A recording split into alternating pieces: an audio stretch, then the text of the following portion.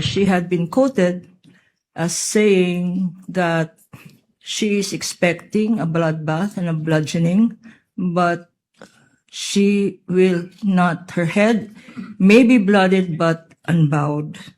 My respectful query, Your Honors, please, which could be directed to the defense counsels, is if the Vice President is in the premises, does she intend to appear personally before this impeachment court? And that is preliminary to another manifestation that I would like to make. Your Kindly Honors, please. proceed with your next one, counsel. Because the chair is not yet sure if it will even address this to the counsel for respondents or will simply answer the query of the counsel for respondents. This is relevant to the presentation that we will be making this afternoon, Your Honors. This court will recall your own statements, Mr. Presiding Judge, that on Tuesdays, every Tuesday of every week, that the prosecution must indicate who the witnesses they intend to present before this court will be. This is to enable the impeachment court to issue, when appropriate, and if deemed necessary, a subpoena for such witness. And that is my query this afternoon, because an presentation of witness on the first article that we will be presenting, which is grave threats and acts of sedition, Your Honor. One of the key witnesses, hostile, albeit hostile, would be the Vice President. And therefore, if we can inquire if it is her intention to again appear in the premises of the Senate, because we are already respectfully informing this honorable court that we will manifest, that we will have a written request for her presence in connection with this article on grave threats. Your Honor, that is the relevancy of my manifestation. The chair would like to rule on the manifestation and request of the counsel for prosecutors instead of throwing the question to the counsel for respondents, for the simple reason that I do not want to the parties to engage in a debate before this court. You can very well do that with the presentation of your witness through direct and cross-examination, redirect and recross. To answer, the impeachment rules do not mandate nor require the respondent to attend any hearing or trial of the impeachment court. Whether she was in the building earlier or arrived after, it is totally up to the respondent, because from the point of view of the court, she is represented in this court through her counsel already. Should the counsel for the prosecutors desire to call the respondent herself, the court will act on that motion and request once it is made and or filed, and need not make a ruling at this point in time. Because of course, when that motion is made, we will ask the counsel for respondent to make a comment and or reply. Thank you, Sir Presiding Judge, Justice, Senator Judge. We yield to the wisdom of your decision. Thank you, ma'am. With that, we will reserve the right. We are not waiving the right to do call her at the appropriate time and to do file the appropriate request for subpoena ducis tecum and subpoena testificandum. On that matter, Your Honor, I have no further questions. Nood ka ba kahit pahapyaw-hapyaw? Ay, syempre po. Noong impeachment. At nakita mo yung pagbungad. Grabe. Yung 2:00, bumungad sa atin ay isang napakagandang tanawin, mga kasama. Ang pagmumuka ni Attorney Lorna Capunan. Ayan. Oo, at siya ay nagsalita. At sinabi niya ay alam daw niya, napag-alaman niya na naroroon si Vice President Sara Duterte sa loob ng gusali ng Senado sa GSIS compound. Ayun. At nakipagpulong sa kanyang mga abogado sa kanilang holding room. Oh. Question ko, magkakapit ba sila roon sa holding room? Hindi. Holding room eh! Hindi ba pag nandoon ka, kapit-kapit kayo? Holding room eh! Ay, ano saan na meeting? Parang meeting lang Ayun, Yun ang buti ibig yung sabihin maliwanag nun. ba eh. Akala Hindi ko. holding hands. Ah, Walang oo, ganon. oo. Doon lang sila habang Opo. hindi pa nag-uumpisa Nag-uumpisa. ang yung pagdinig Yes. sa impeachment Oh. complaint. Opo. Okay. So sabi niya, nandoon daw. Mhm. At parang kine-question niya na dapat daw ay naroon si Vice President Sara. Bakit daw wala roon naroon naman daw? Ba't ayaw umattend ng pandinig? Ayun yung sabi mo kanina, mema. Oo, Mema. At sabi pa niya, para magkaroon daw ng relevance ang kanyang pinagsasasabi, ay kasi daw tatawagin nila Ayun. bilang hostile witness si pangalawang Pangulong mukhang masyado naman tayong advanced si pangalawang Pangulong Sara Duterte. Ang slant ng mga manifestasyon ni Atty. Kapunan ay parang gusto niyang idiin na bakit ayaw humarap ni Vice President Sara Duterte. Ayan. At sabi niya, tatawagin daw si Vice President Sara na bigla namang sinopla Yun ang masakit nga eh. ni Presiding Officer Cheese Escudero. Nasabi Yun na. niya, parang ang dating nung Pagtatanong niya. yung kanyang response doon sa manifestation anong pinagsasabi nito? Yun lang. Kasi sabi niya, Mm. ang buod ng kanyang sinabi, meaning kanya si Senator Cheese Escudero ay, Opo. ano bang pinagsasasabi mo? Yes. Hindi naman Kailangan required. pa. Wala naman sa rules na kailangang umappear. Agad-agad. Oo, si Vice President Sara Sara Duterte. Duterte. Wala! Ah. Kaya yan sinasabi mo, walang kabuluhan yan. Bago sabi niya, hindi kasi baka ipasampi na namin. Oo! Wow, mali. Okay, 1,000 viewers agad. Ay! Oo, Thank you, maraming salamat guys. po. Ay, diba? At sabi ni Cheese Escudero, sabi kasi ni Lord Nakabunan, yung, Opo.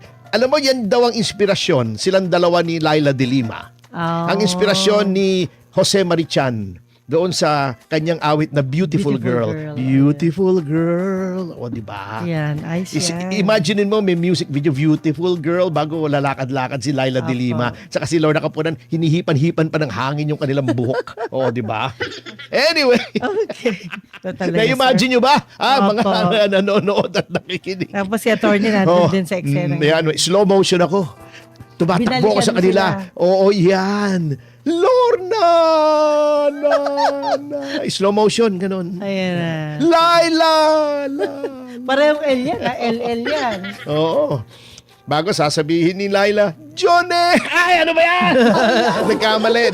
Baka medyo malabo na yung tingin niya. Akala niya, ako si Jonel. Anyway, Okay. ibabalik tayo ron sa sinasabi pala. ni Lorna Kapunan. Attorney makulit. Okay.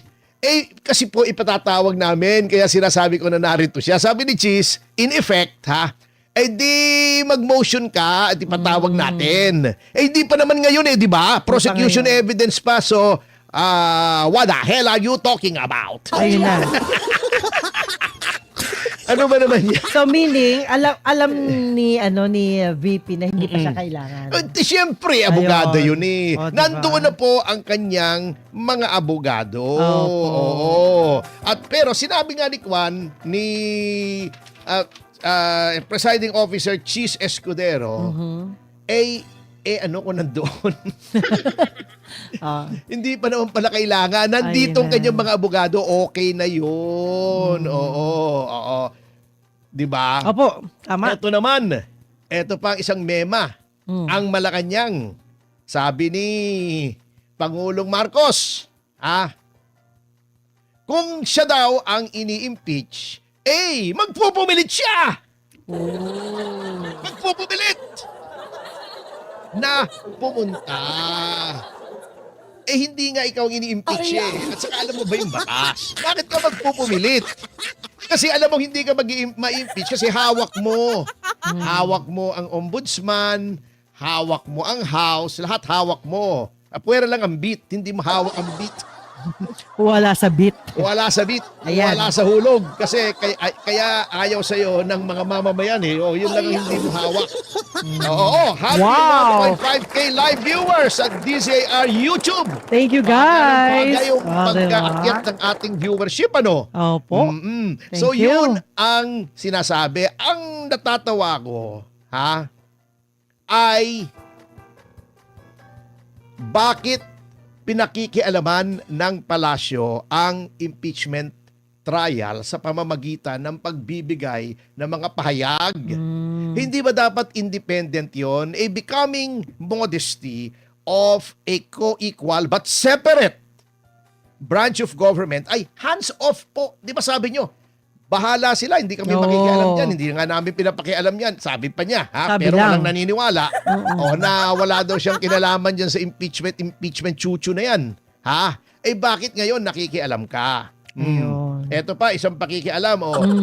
May isang abogado, notwithstanding the fact na yung kaso ay nasa hukuman na, nagbigay ng opinyon na wala daw masama doon sa pagiging presiding officer ni Cheese Escudero. So, di ba tinalakay na naman natin yan kahapon? So, hindi ko Apo, na apo. tatalakayang muli. Ngunit, nasabi na po natin at nasabi na rin, nilagay na rin sa record ni dating Senate President Alan Peter Cayetano ang reservations niya tungkol sa legalidad ng pagkakaroon ng presiding officer. Ngunit, alam nyo, legal man yan o hindi, ay ang problema, ang epekto niyan ay kay Win Gatchalian. Kasi marami nagsasabi na, ano daw ginagawa ni Cheese doon? Oh. Bakit parang kengkoy daw? Na nandoon siya, wala naman daw siyang ginagawa. Ang dami tuloy meme eh. Hindi, si Win Gatchalian. Oo, kaya nga, ang daming Hindi si meme. Cheese, ang Oo, dami. si Win Gatchalian pala. Opo, Oo. opo. Di ba merong meme na parang interpreter na siya yung sign language, di ba? Nakita mo ba yun? Aha. Meron, minimakeup pa niya si Cheese. Meron, pinapaypayan niya si Cheese. Ala, Meron, pinupunasan niya yung laway ni Luis. No? ang daming talaga naman. Ewan ko ba? Hindi, alam niyo po, eto in fairness noon pong ang nililiti sa impeachment ay si Pangulong Estrada. Baka hindi po kasi naabutan ng iba ito. Tayo naman parehas dito. At saka hindi tayo nagdi-disinformation dito. Dalawa din po ang nakaupo doon sa days, yung ganon. Yung kung saan nakaupo si Cheese Escudero at saka si Win Gatchalian gayon. Okay. Noon, Yun lang. since ang Pangulo ang nililitis, nakaupo yung Chief Justice. Kasi ayon sa saligang batas, Chief Justice. Ay happy 2,000 live viewers sa Thank DZR you. YouTube. Salamat po sa inyo. Dalawa naman ang nakaupo. Totoo naman po yan. Opo. Si Chief Justice Hilario Davide at si then Senate President Nene Pimentel. Kasi Ayun. naabutan ko po yun eh. Medyo matanda na po tayo. That was year 2000 at ako po ay kawani ng pamahalaan. Assistant Secretary po ako sa DILG, Department of the Interior and Local Government. ERAP po ang kampo ko noon at nanonood kami.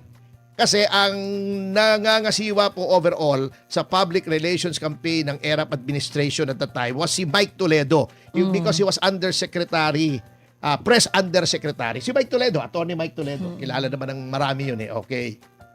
Pero ngayon, ang kaibahan lang is number one, of course, yung setup ngayon ay may cloud of doubt. May duda sa legalidad ng paghirang kay Cheese Escudero bilang presiding officer para sa mga kadahilanang inilatag na po ni Senator Alan Peter Cayetano at ni nung isang kaso sa Korte Suprema. Apo. Yan, okay. So, yun po ang pagkakaiba. Number two, siguro, ito ay isang factor na rin, ay abogado si Nene Pimentel. At may nauunawaan siya doon sa proceedings. Hindi po natin minemenos ang kakayahan ni Senate President Win Gatchalian. Ayun. Ngunit siyempre, kanya-kanya pong linya yan. Ako, pagka sabihin mo, ano bang sakit kaya nitong kapatid ko? Hindi mo May alam abogado, yun. siyempre. Hindi ka doktor Oo, eh. malay ko ba? Nung isang beses Yun. nga, natatawa ko, naalala ko, yung isang pinsan ko nagpasundo sa clinic, nagme-medicine kasi siya doon. Opo. Hindi pa ako abogado noon siya. Doktor na siya pero parang residency. Okay. Government hospital, may ginagamot siya. Sabi niya, pag may pumasok, entertainin mo muna kasi alam mo, yung midnight shift ng government hospital noon ay walang tao eh. Di ba? Oh. Undermanned. Then, as now, ay underfunded ang healthcare dito sa Pilipinas. Oh, yes. Lumaki lamang nung panahon ni Pangulong Duterte, then nagkaroon ng universal healthcare. In Yes. fairness, kasama dyan si JV Ejercito sa universal healthcare. Di nandoon ako, akala doktor ako, may pumasok. Sabi niya, Doc! Oh, sabi ko, syempre, playing doctor. Ha? Masakit po kasi yung mata ko eh. Ano bang magagawa? Sabi ko, doon sa pinsa ko, Ineng, may pasyente, sabi niya, kausapin mo muna. Hindi pa ako tapos dito, sabi ko. O sige po, upo kayo. Nagsuot ako ng stethoscope. Ala. Dinikit ko sa mata niya. Mali. Mali, hindi. Para lang May ginagawa ka. parang si Lord nakapunan, mukhang may ginagawa. Grabe, Tordy ah. Siguro siya ba yung stethoscope na sa mata ko? Basta mata. At Mali least yun. medyo na ease yung pain ng mata niya kasi malamig yun, eh, di ba? Parang dilagyan ko ng yelo. Until lumabas na yung pinsan ko. Sinakyan ka rin niya. Ang pangalan ng pinsan ko yun, si Eunice Takia yun. Ako Okay. nung paglabas niya, tawa siya ng tawa. Sabi niya, ano ba yan? Ba't hindi stethoscope yung mata? Kumalay ko ba? Lo, kinukuha ko eh. Anyway, yun nga po, babalik tayo dito. Yun po ang sinasabi. Ayun. Kaya yung mga propaganda ng prosecution na no show, ba't wala daw doon, may mga tirada pa sila na kung hindi guilty, ba't ayaw magpakita? Unang-una, wala pong legal obligation na magpakita. Yes. Tayo po ay susunod sa batas. Kung anong pwede sa batas, yun ang pwede. Kung hindi kailangan sa batas, hindi kailangan gawin. E Yun. paano itong mga kritikong ito? Sanay sa bendalo. Yung mga Ayun lang. wala sa batas, yun ang pag pinagpipilitan nilang gawin, huwag nyo nang i-slant yan kasi hindi nga kailangan. Kaya nga may abogado, even in an ordinary criminal case, habawa ako, na-charge ako ng rape. Hindi kailangan every time na may hearing nandoon ako. Oh. 3 instances lang na ang akusado sa isang criminal case ay kailangan na naroroon sa hukuman. Number 1, sa arraignment. Dito naman po, sinabi na nga walang arraignment. Diba, napahiya pa nga si Luistro eh. Opo. Pinapa-arraign niya si...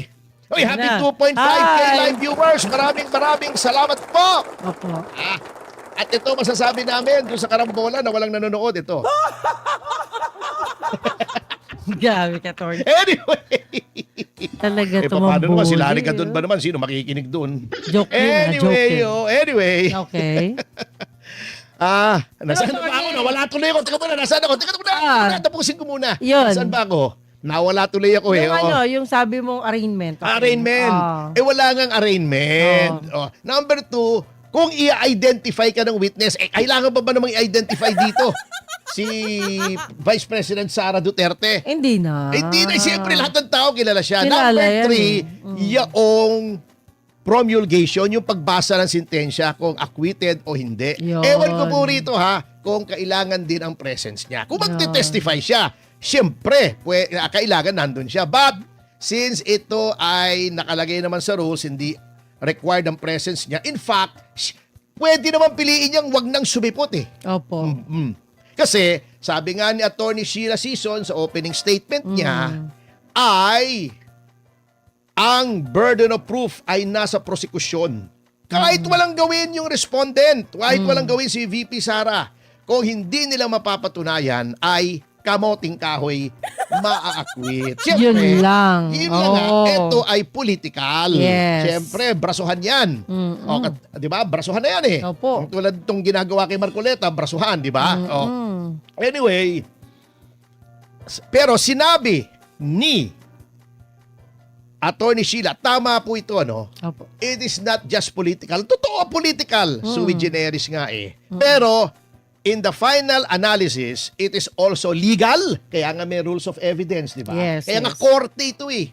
Oh. Meron ba namang korteng political? Hindi, kangaroo court yun. Oh. Parang yung Yari na. family investigation ni Gordon. Kangaroo court. Oh, di ba?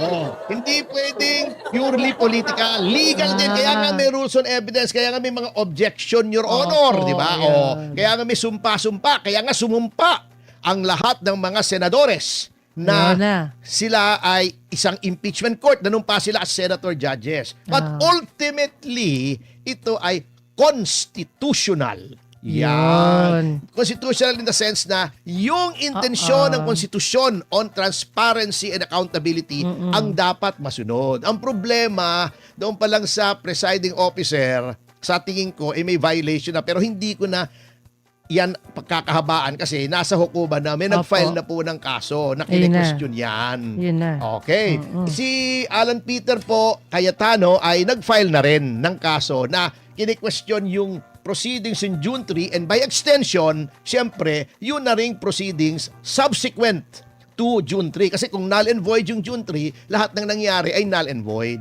Patay. Kaya nga, dapat sana madesisyon na ito bago pa magtuloy-tuloy. Can you imagine, sabi nga niya, ilan tayo dito? 30 weeks. Oh. 30 weeks tayong maghihiring bago baka mapunta lang sa wala dahil Tagal nun, may depekto. Yung from the inception, mula sa simula, magiging void ab initio. Ayun na. Anyway, maiba po tayo ha. Ang amin pong hinihilingan ng get well soon. Yan. Yes. Si Senator Dante Marcoleta. Kasi Opo. sumakit po yung kanyang dibdib. Siyempre naman, na-stress yung tao. Kayo ba naman hindi mai-stress sa Tao rin ginagawa sa tao inyo? lang. Tao lang yun. Kung ano-anong ginagawa nyo, may plunder pa kayo nalalaman. O bago, aarestuhin nyo ron sa ang bilis ng pag-deny. Tapos sa Mabigat huli, yun, ha?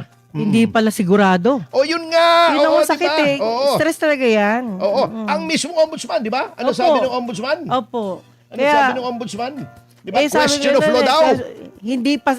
hindi pa sigurado kung totoo yung kaso o hindi. Kaya Yung nga mga eh. ganong words, nakakatakot yun. Kasi Oo. Nag-statement pa naman ng ombudsman, ang sigurado na daw, tumanggap si Marcoleta. Oh. Pero hindi pa niya sigurado. Oy, happy 3,000K lang Ay, viewers! thank you. Sa DCAR. Oh, diba? Hindi pa daw siya Salamat. sigurado sa existence ng plumber. Yun. Ang alam daw lang nila, tumanggap ng 70 million as campaign donation. Pero question of law pa daw yun kung plunder. Question of law pala, bakit pinailan mo? Agad-agad. Ano namang style yan? Nagiging obvious tuloy Ginoong Boying Remulla na ginawa nyo lamang ito dahil kayo ay puppet ng Malacanang at gusto nyong mabawasan ang mga senator judges na sa tingin nyo ay kumakampi kay Vice President Sara Duterte. At hindi ko po masisisi. Alam nyo, nagulat nga ako kung ba't inamin ni Ombudsman Remulla ito baka naman na bumaba ang banal na espiritu sa kanya at bigla siya nagsabi ng katotohanan. Kinausap siya. Oo, baka kinausap siya. Kasi, pero nakakalungkot, hindi ka pala sigurado, pinakulong mo yung tao. Di habang sinisiguro mo, nakakulong. Hindi ba dapat ang batayan ng pag-file ng kaso na ikaw mismo, Mr. Remulla, You should know everything. Ang nag-lay down nung nasa DOJ ka pa, is that Tama. probable cause with reasonable probability of conviction, with reasonable certainty of conviction. Ibig sabihin, malaki ang tsansa na ma-convict. Otherwise, nagsasayang lang ng pagod, gastos, oras ang pamahalaan. Correct. Katulad ng DOJ or Ombudsman. Kita mo ha, actually, matagal na po nating sinasabi yan at hindi po tayo nagkokomento doon sa merits ng kaso sa Sandigan Bayan kasi hindi po natin alam yon. Hindi Wala po tayo pa tayong abogado ano dyan. either ni Marcoleta o ni Mike Defensor doon. Opo. Humaharap lang po ako sa kanya noon sa NBI. Okay. Kasi po, matagal na namin sinasabi at nagtataka nga kami, nagkakamot ng ulo ang maraming tao kung bakit plunder ay ang elemento po ng plunder ay 4. Yun na. Pag Sige. binasa nyo yung Estrada versus People, at yung Macapagal Arroyo versus People, Okay. na ang sinabi po doon ay naabsuelto nga si dating Pangulong Arroyo sa kasong plunder kasi malakas daw yung sex appeal ng abogado. Sa abogado pala. Biro lang po. Okay, Oo. Ay, pwede. ito mga elemento. Sige po. Okay. Number 1, ang akusado ay pampublikong opisyal, public official. Pwede ring pribado na tao, Oh. pribadong individual kung siya ay nakipagsabuatan sa isang public official. So kung kasabwat niya ang kanyang anak, kamag-anak, asawa, pinsan, girlfriend, na mga pribadong tao o mga kaibigan man, katulad dito, di ba, si Mike Defensor, yung kanyang bayaw, pwede rin po silang i-charge ng plunder. Wala namang problema po yan. Oo. Ang number 2, hi, happy 3.5K live viewers sa DZR YouTube. Thank Thank you. you. Daghang salamat. Daghan, salamat. Anyway, dapat ito ay nakaipon o naka-accumulate, nakapag-ipon ng more 50 million or more. Ayun. Ng ill-gotten wealth. Take note, ill-gotten, nakuha sa masamang pamamaraan. Ano yung masamang pamamaraan yan? By virtue of an illegal act. Isang bagay na labag sa batas. Okay, Yun. number 3. Yan. Ang kayamanan ay galing sa series o kombinasyon ng mga acts. Ang hirap na Mga gawain. Pasensya na po kayo. Gawain. Mga gawain na illegal. At number 4, yun nga, yung 50 million. Okay. Upang tuluyan po nating maunawaan ang mga magulang at mga kapatid ang konsepto ng plunder. Opo. Hayaan niyo pong talakayin natin ang nasusulat dun nga sa nasabi kong kasong Macapagal Arroyo versus People kung saan malakas ang sex appeal ng isang abogado. Tama?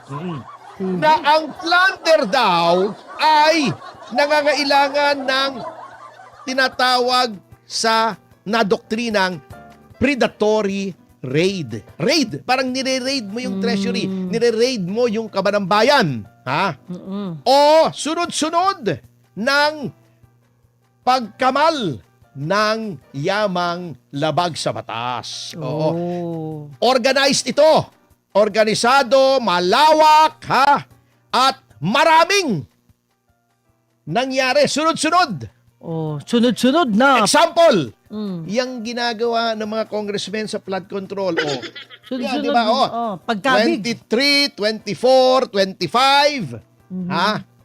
Nag-ghost project sila. May mga kasabot silang mga engineer ng DPWH na nagsabing hindi maayos ang paggagawa, hindi substandard, or may proyekto na wala naman. Wala naman. At sunod-sunod po, iba-iba yung, halimbawa, pag-release ng pondo. Di ba, yan ang pag-release niyan Una muna, then progress billing, chuchu-chuchu. Yan. Yan po ang sinasawag na predatory raid. Malawakan, sunod-sunod, maraming kakontsaba. Yan, okay. Puro Yan drawing. po ang konsepto niyang Proyekto ng Ghost tawag project. dito, hindi, yung yung plunder. Yan. Pangalawa, yun pong paglikom ng kayamanan ay galing sa illegal na gawain. Illegal na Ayan. gawain. Okay. Ano yung illegal na gawain? Halimbawa, anti-graft. Yan. Anti-graft. Ano yung anti-graft? Galing sa kurako. Galing sa kurakot. Ano yung ibig sabihin pagkagaling sa kurakot? By reason of your office. Yan. Ikaw ay may tanggapan. Ang tanggapan yung sinasabing reason, by reason of your office ay, ikaw ay may function, meron kang katungkulan. Okay. Ikaw ay isang district engineer ng DPWH. Binigyan ka ng pera, engineer. Etong 10 million, lahat ng project dito sa distrito, bigay mo sa akin, No. Yun. Etong 60 million, yung 1 bilyong proyektong yan, bigay mo sa akin. Graft po yun kasi dahil binigyan mo siya ng pera, may ginawa siya. na Ayun. hindi niya gagawin kung hindi mo siya binigyan ng kurta. O, di ba? Ay, siya. Ay siya. O, Ay, siya. yun. Yun po ang sinasabi Ala, na ay siya. plunder. Okay. Oo. Okay. Yung ill-gotten wealth ay galing basically sa kaba ng bayan. Yun na. Oo. Pera ng bayan. Oo. Halimbawa, meron ka nga 70 million, 80 million. Minana ko yan eh. Ayun. Namatay yung lolo ko eh. Pinamanahan ako ng 100 million lupaing malawak. Hindi po ill-gotten yun. Ayun. Okay. At syempre po, ang panghuli, yung serye, yung parang teleserye, di ba? Marami. Tuloy-tuloy. Okay, ngayon, Mm. let's say, 200 million na binigay sa'yo. Isang bagsakan, pak! Hindi po plunder yon. Sabihin na nating illegal yon. Hindi pa rin plunder. Yan ay graft lamang. Ayun. Graft and corruption. Direct bribery o indirect bribery. Depende sa circumstances. Di ba? Ayun.